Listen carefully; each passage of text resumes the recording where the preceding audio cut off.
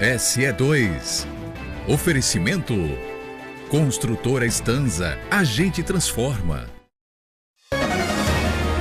Operação de combate ao tráfico interestadual de drogas deixa 3 suspeitos mortos e um policial ferido em Propriá. Os 3 homens que morreram em confronto eram suspeitos de envolvimento na morte de um homem no dia 1º deste mês na cidade de Arapiraca, em Alagoas. Advogados da médica Daniele Barreto, acusada de envolvimento na morte do marido, advogado criminalista José Lael, renunciam à defesa dela.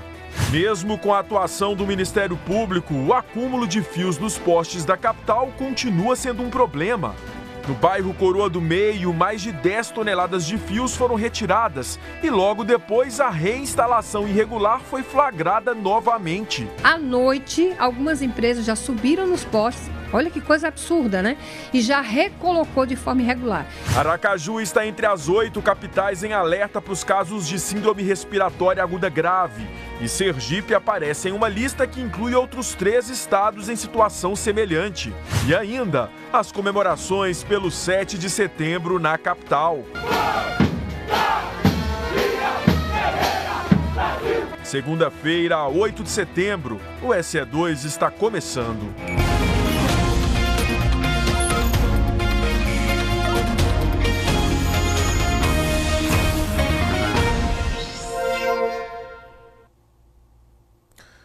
Olá, boa noite. São 7h07 agora. A gente abre o SE2 desta segunda-feira com as informações de uma operação conjunta que aconteceu hoje pela manhã na região do Baixo São Francisco para combater o tráfico de drogas entre os estados de Sergipe e Alagoas.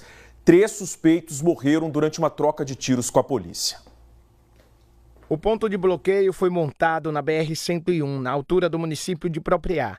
E segundo a Polícia Militar, ao passarem pelo local, os suspeitos reagiram à abordagem. Quando deram voz de parada na altura da entrada da cidade de Propriá, os meliantes inicialmente manifestaram a intenção de atender os comandos policiais, porém, no segundo momento, dispararam arma de fogo, vindo de dentro do veículo. Diante da injusta agressão, os policiais civis e militares que lá estavam revidaram a agressão em desfavor dos meliantes e acabou atingindo os 3 indivíduos que estavam no interior do veículo. Os 3 morreram e um policial foi baleado. Um tenente da nossa corporação foi atingido, está passando por exame, já está fora de perigo, mas o projétil está alojado na região da coxa e os médicos estão avaliando se seria oportuno fazer a retirada desse projétil que está alojado na coxa ou é melhor aguardar um momento mais oportuno, mais adequado, que a intervenção cirúrgica seja menos traumática para o policial. No carro dos suspeitos ficaram as marcas dos tiros. No interior do veículo foram encontradas 3 armas de fogo, sendo uma pistola e 2 revólveres e aproximadamente 2 quilos de maconha. Os 3 homens que morreram em confronto eram suspeitos de envolvimento na morte de um homem no dia 1º deste mês na cidade de Arapiraca, em Alagoas. O homem identificado como Adriano dos Santos foi morto a tiros dentro desta oficina. As investigações apontaram que Adriano tinha passagem pela polícia por furtos, roubos e tentativa de homicídio e ainda homicídio qualificado. A motivação do crime ainda está sendo apurada. As equipes policiais continuam em diligência nessas regiões da divisa, nos municípios de Porto Real de Colégio, por exemplo, para identificar outros suspeitos e efetuar a prisão. A Polícia Civil de Propriá ressalta a importância dessa contribuição que a população tem dado, mediante vários discos de denúncia via 181, ressaltando sempre que o sigilo do denunciante, da identidade do denunciante será preservado. Foi preso hoje o homem suspeito de matar um pastor no Agreste do Estado no início do mês de agosto. O SE2 acompanhou esse caso.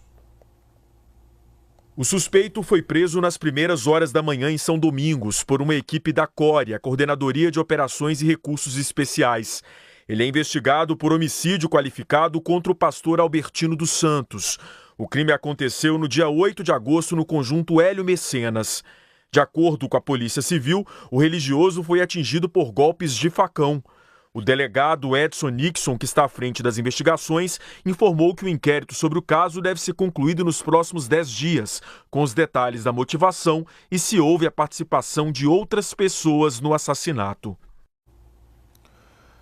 Advogados da médica Daniele Barreto, acusada de envolvimento na morte do marido, o advogado criminalista José Lael, em outubro do ano passado, comunicaram no fim de semana que renunciaram à defesa dela.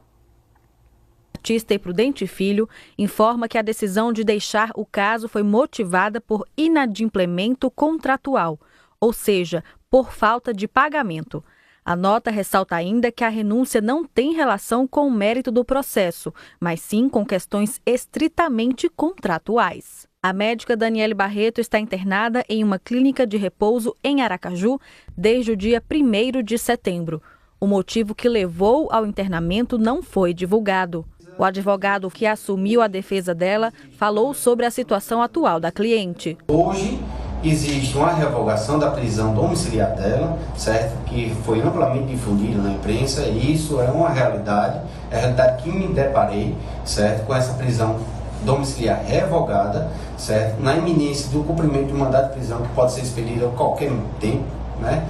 Sendo que, de outro modo, me deparei também com a pessoa da doutora Daniele, né? Doutora Daniele hoje, que é uma pessoa que está internada, né? Possuindo alguns problemas sérios, certo? Foi atendida de urgência no Hospital São Camilo e diante da urgência, diante do quadro clínico dela, foi transferida, né, para São Marcelo, onde ela permanece internada, sendo acompanhada por diversos profissionais de saúde, profissionais de renome que a sociedade sergipana, né, inclusive todo o Brasil sabe quem são e sabe da índole, né? Então, esses que estão extremamente preocupados com o quadro clínico da doutora, como ela se apresenta atualmente.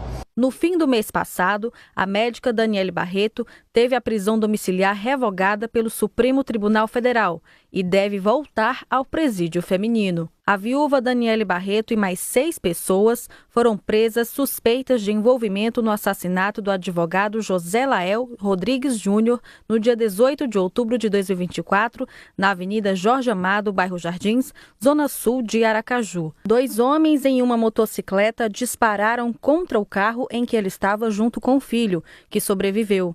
A Polícia Civil apontou como motivação do crime o temor de Daniele de uma possível separação envolvendo disputas patrimoniais e desconfianças de Lael sobre seu comportamento. O processo corre em segredo de justiça. Olha só, 2 júris de feminicídio foram cancelados recentemente aqui em Sergipe. Eles aconteceriam em cidades do interior do estado, mas a justiça identificou situações que poderiam comprometer a imparcialidade dos jurados. O cancelamento de um júri popular é uma previsão amparada por lei, que pode ser motivada, entre outros motivos, pela não localização de uma testemunha importante ou por causa do estado de saúde de uma das partes envolvidas. Existem previsões legais que amparam justamente esse adiamento para que o julgamento da causa seja o mais próximo à realidade do que aconteceu. Uma causa que pode ensejar o adiamento, por exemplo, é a oitiva de testemunhas imprescindíveis. Se alguma testemunha, tanto da defesa quanto da acusação, não forem localizadas para o dia do julgamento, as partes podem insistir naquela oitiva e haverá aí uma hipótese legal prevista no Código de Processo Penal para que haja o adiamento. Mas envolver juízes, testemunhas, advogados e tantas outras partes requer organização e um gasto público. Quando falamos em tribunal do júri, em sessão de julgamento, estamos falando em custos. Então, as despesas são elevadas a depender do julgamento. Por exemplo, na capital, nós temos tranquilamente um gasto de 5, 10, 15 mil reais, a depender do tipo de julgamento, da sua complexidade. Uma outra previsão legal de cancelamento do júri popular é a quebra da imparcialidade. Mas essa preocupa a justiça, porque envolvem questões que comprometem o julgamento. Toda vez que um crime doloso contra a vida ele é praticado, a regra de competência é que aquele fato seja julgado no local do crime. Mas se há uma imparcialidade naquele local, é possível que esse julgamento seja deslocado para uma outra localidade para se manter justamente aquela neutralidade, a imparcialidade dos julgadores. No mês passado, em Propriar, o júri popular de um caso de feminicídio foi cancelado. Uma mulher teve o lábio arrancado em uma mordida pelo ex-companheiro. De acordo com o Tribunal de Justiça de Sergipe, o juiz identificou quebra da imparcialidade dos jurados. Por causa disso, foi feito o pedido de desaforamento e o caso será julgado em outra comarca. Durante esse mês de setembro, o júri popular de uma mulher que foi baleada na cabeça enquanto trabalhava também foi adiado. O crime aconteceu em 2023, em Malhador, no Agreste do Estado. Um julgamento popular é uma resposta para a sociedade abalada por um crime. É um símbolo da democracia. Toda vez que um crime doloso contra a vida, o mais grave de todos, é cometido, um cidadão, diversos cidadãos são selecionados para que ofertem uma resposta à sociedade abalada pelo crime. E nesse sentido, quando nós falamos em tribunal do júri, nós estamos falando de pessoas que participam, integram de forma democrática o sistema de justiça. E ali o cidadão participa efetivamente desse sistema, sendo juiz, um juiz leigo, não concursado, mas de igual importância a um juiz como qualquer outro. Vamos fazer agora o primeiro intervalo. No próximo bloco, reinstalação irregular é flagrada mesmo após a operação que retirou mais de 10 toneladas de fiação clandestina de postes na zona sul da capital. A gente vai mostrar. 7h17, o SE2 volta em instantes.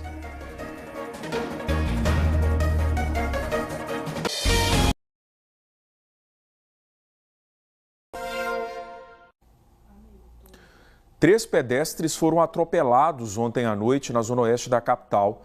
O acidente aconteceu no cruzamento da Avenida São Paulo com a Rua Bahia, no bairro Siqueira Campos. De acordo com o Batalhão de Policiamento de Trânsito, 2 das 3 vítimas atropeladas por um carro foram atendidas pelo SAMU e precisaram ser hospitalizadas. A gente não tem informações sobre o estado de saúde delas.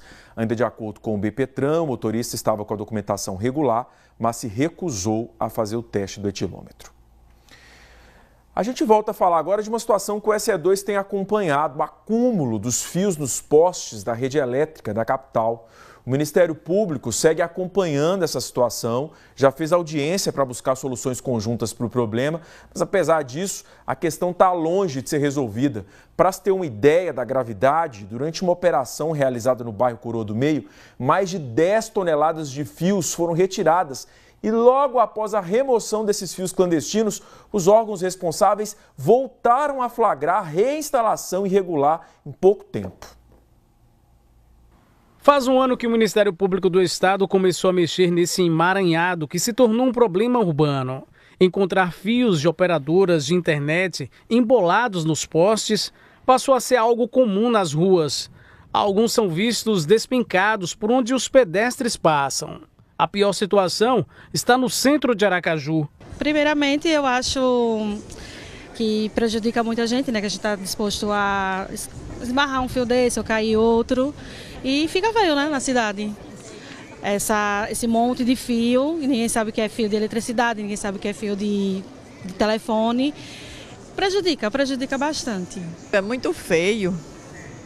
Acho muito feio. Já deveria ter melhorado ela. Mas quem é que vai fazer esse serviço aí de reposição? A telefônica só faz quando chama, né? Um cronograma ficou estabelecido no Ministério Público para que a Energisa, com apoio da Insurb e Guarda Municipal, faça a retirada dos cabos das operadoras de internet que estão nos postes clandestinamente, ou seja, não tem a licença da concessionária de energia para instalação. Esse trabalho começou a ser feito no bairro Coroa do Meio e na comunidade terminou no mês passado com a retirada de 10 toneladas de cabos irregulares em 900 postes. No momento, a ação está na Avenida Tancredo Neves. Não são fatos rápidos, porque é extremamente complexo. Na ponta, a gente tem um consumidor que, às vezes, faz o contrato com a empresa, não é? Com o provedor da internet, e nem sabe que a empresa está clandestina ou tem pontos aleatórios de forma irregular. Então, hoje, nós fizemos todo o mapeamento. A Energisa apresentou o mapeamento das próximas etapas que serão cumpridos, né? Inclusive incluindo o centro da cidade, o que é extremamente mais trabalhoso, porque a gente precisa parar aquele espaço para poder fazer toda a correção. Então, a última audiência já foram apresentados os termos de cooperação técnica com a SMTT, a Guarda Municipal e a IMURB, e teremos já audiência agora no próximo dia 17 para a gente ultimar o termo de cooperação. Na região central, a ação de retirada dos cabos irregulares dos postes ainda não começou. De acordo com o cronograma, a previsão é que o trabalho seja concluído aqui até o primeiro trimestre do próximo ano. A promotora Eusa Missano destaca que o apoio da Guarda Municipal nas 48 horas seguintes à retirada dos cabos tem sido fundamental para evitar que a operadora, ao receber reclamação de clientes que ficaram sem internet com a interrupção, volte a fazer a instalação sem licença. Os acordos de cooperação técnica que são formalizados com a Energisa e a Guarda Municipal e a SMTT e a Imurb, eles são de fundamental importância. A Guarda Municipal no processo de fiscalização. Para os consumidores terem uma ideia, a última operação foi realizada no bairro Coroa do Meio. Lamentavelmente, após a remoção de toda a fiação, à noite, algumas empresas já subiram nos postes. Olha que coisa absurda, né?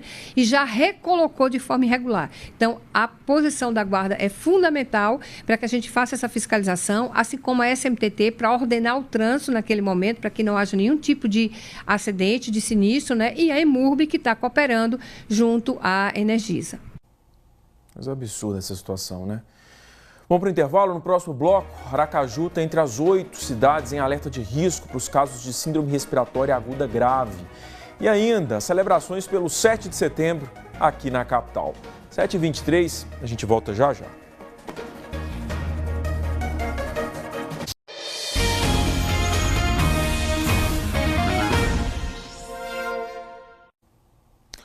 Estamos de volta falando sobre a síndrome respiratória aguda grave. De acordo com a Fiocruz, Aracaju está em nível de alerta de risco ou alto risco de casos junto com outras 7 capitais. Mesma situação de Sergipe, que consta numa relação com mais 3 estados. Em meio a esse quadro, o LACEN confirma o aumento de casos de Covid-19 aqui no estado. O mais recente boletim Infogripe da Fiocruz, que investiga a incidência da síndrome respiratória aguda grave em todo o país, alertou para o crescimento de casos da síndrome ligados ao vírus que causa a Covid-19. Na análise dos números da 35ª semana epidemiológica, Aracaju surge entre as 8 capitais que apresentaram incidência da síndrome em níveis de alerta de risco e alto risco, porém sem sinal de crescimento de casos a longo prazo. Já a Sergipe também está entre os 14 estados com incidência de risco e alto risco, sem sinal de crescimento também de longo prazo. De acordo com a Superintendência do Laboratório Central de Saúde do Estado, LACEN, são cerca de 900 amostras por mês que têm chegado ao LACEN para análise e, apesar desse aumento no número de casos, o cenário está dentro do esperado. A tendência de aumento do número de casos de Covid, isso está em nível de Brasil. Só que em Sergipe, nós ainda estamos em uma situação confortável, como se fosse um leve aumento da curva. A questão é que nós vínhamos com várias semanas epidemiológicas sem nenhum caso de Covid, né? Várias semanas seguidas. Agora houve um aumento do número de casos, estamos numa média de 10 a 15 casos por dia de Covid. Lembrando que nós aqui no LACEN fazemos vigilância epidemiológica, então isso é uma tendência de aumento. Em relação aos óbitos por síndrome respiratória aguda grave em todo o país, este ano já são mais de 10 mil casos, sendo pouco mais da metade, 5.318, com resultado laboratorial positivo para algum vírus respiratório. Destes casos, 26,7% de Covid-19 nas últimas 4 semanas epidemiológicas. No estado, foram 15 óbitos este ano, mas nenhuma morte por Covid foi registrada nas últimas semanas. Em Sergipe, do início da pandemia até agora, são quase 6.600 mortes registradas. A vacinação continua sendo a principal forma de combate da doença, mas infelizmente a cobertura vacinal continua com baixo crescimento e alguns grupos estão relaxando com a imunização. No geral, nós temos uma baixa adesão da cobertura vacinal para a Covid-19. Hoje, o nosso percentual de cobertura no estado é de 24%. A gente também pode observar que a cobertura vacinal em gestantes, ela se encontra também muito baixa, o que coloca em risco não só a vida da mãe, como também da criança, uma vez que a gestante ela tem uma tendência a fazer um agravamento e até a hospitalização também e desenvolver uma síndrome respiratória aguda grave.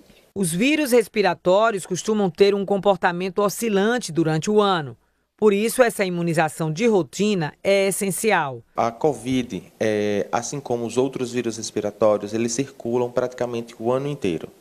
A Covid-19, começou o ano em alta. Final do ano passado, início de janeiro, nós tivemos muitos casos de Covid-19, que é justamente a sazonalidade dele. Nós esperávamos que em junho nós tivéssemos outro pico de Covid-19, e não veio de influenza e vírus sincicial e rinovírus. Só que agora está vindo um novo aumento, uma nova onda de Covid-19. É o que vem acontecendo todos os anos. No mínimo 2 ondas de Covid-19 no nosso estado. O que tem concentrado esforços aqui no Laboratório Central de Saúde é a investigação em relação a uma nova variante do vírus que causa a Covid-19 e que está circulando em outras partes do país. Essa nova variante não seria sensível à vacina que está disponível no mercado. Já existem relatos na literatura de que tem uma nova variante do vírus da Covid, que é a XFG. Já tem certificado que está circulando no Rio de Janeiro, essa variante. Nós estamos pesquisando, através de sequenciamento genético, aqui no nosso laboratório, se tem a presença dessa nova variante, para que a gente consiga identificar se esse aumento foi por conta dessa nova variante que está acometendo as pessoas, causando mal-estar, febre, dor de garganta, rouquidão. São esses sintomas que estão levando mais as pessoas a procurarem urgência. Os vírus, que fazem a composição da vacina, eles são mutantes.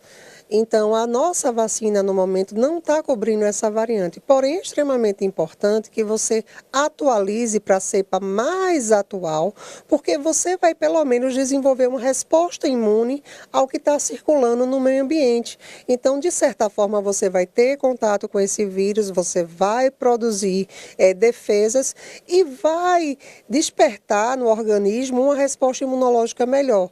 E talvez não tenha um agravamento. Manter todos os cuidados que a gente sabe, só colocar em prática. O 7 de setembro aqui na capital foi celebrado com um tradicional desfile na Avenida Barão de Maruim.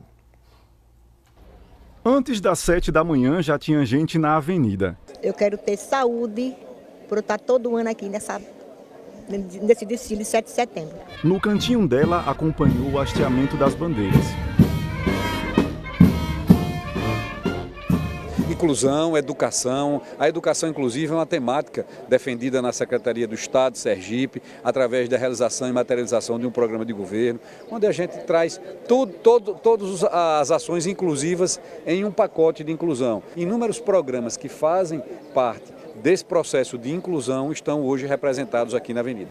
A banda do 28º Batalhão de Caçadores abriu o desfile do Bloco Militar. A Capitania dos Portos apresentou os veículos da corporação. E o 28º Batalhão Campo Grande entrou imponente. Essa é uma data muito marcante para nós e é o dia de celebrarmos a nossa independência. Estaremos aqui com toda a tropa do 28BC, cerca de 500 militares, para celebrar com toda a sociedade sergipana esta data histórica para nós. A Polícia Rodoviária Federal também foi à avenida, exibiu os equipamentos de trabalho e os veículos usados no combate a acidentes e na educação para o trânsito. No palanque, diversas autoridades acompanharam o desfile. Hoje é o dia que a gente celebra a independência do nosso país. Nós brasileiros e brasileiras com certeza estamos muito felizes com isso. Pela democracia, pela soberania dessa democracia. A Polícia Militar levou um efetivo de 1.000 pessoas. Destaque para os cães farejadores, o esquadrão antibomba e os veículos do policiamento na capital e interior. Muita beleza, os carros tudo passando, uma maravilha de apresentação. Trouxe meu sobrinho, minha família, tudo para ver essa maravilha de desfile esse ano. A minha primeira vez, pelo fato de meu irmão ter passado nesse último concurso da Polícia Militar, e hoje ele já vai desfilar. Aí a gente veio prestigiar e acompanhar ele. A aeronave do Grupamento Tático Aéreo sobrevoou o espaço com as bandeiras do Brasil e de Sergipe. Crianças e adolescentes atendidas nos projetos sociais da PM também desfilaram. Com grande alegria e com profundo respeito que nós estamos celebrando o Dia da Independência. A Polícia Militar vai estar participando efetivamente, né, com 1.000 policiais militares, e vamos fazer um grande desfile. Além disso, estamos fazendo todo o policiamento ostensivo, garantindo a segurança de todas as pessoas que aqui venham prestigiar esse evento. E depois foi a vez do Corpo de Bombeiros, que desfilou com um efetivo de mais de 400 pessoas. Os pelotões levaram símbolos nacionais, a brigada de incêndio e os guarda-vidas. Estamos aqui com a nossa tropa formada para mostrar para a sociedade a capacidade operacional que temos para servi-la e protegê-la. Com 136 anos de fundação, a Polícia Civil exibiu os veículos que contribuem para o trabalho de segurança pública no estado. A Guarda Municipal de Aracaju apresentou o grupo motorizado, o ciclo patrulhamento e até uma simulação do canil. A SMTT da capital encerrou o bloco militar. São 203 anos de independência do Brasil e aqui na avenida, além do desfile militar, cerca de 4.000 estudantes da capital do interior do estado prestaram homenagem à pátria. A expectativa fantástica aqui, são mais de 4.000 estudantes, mais de 3.000 policiais militares, forças armadas, que vão fazer aqui hoje um show de cultura, de civismo, ainda mais levando a nossa identidade. A primeira a pisar na avenida foi a SEC Banda. As escolas da rede estadual trouxeram muito brilho nas vestes, beleza reproduzida nas coreografias e no espetáculo das fanfarras. Do alto ou coladinhos na avenida, o público só se encantava. É uma cultura muito grande, uma parte educativa que ninguém sabe o valor. Se soubesse, sairiam de casa para vir ver.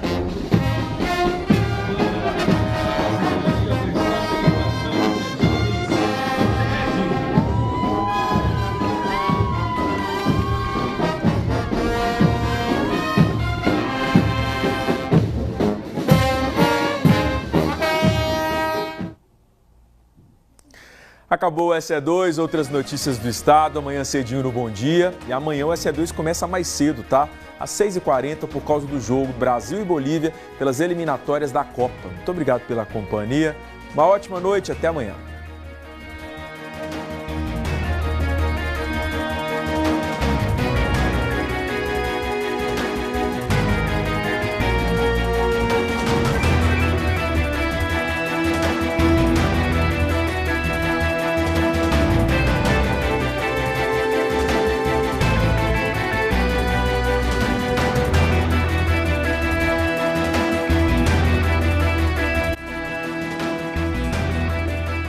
SE2. Oferecimento. Construtora Estanza. A gente transforma.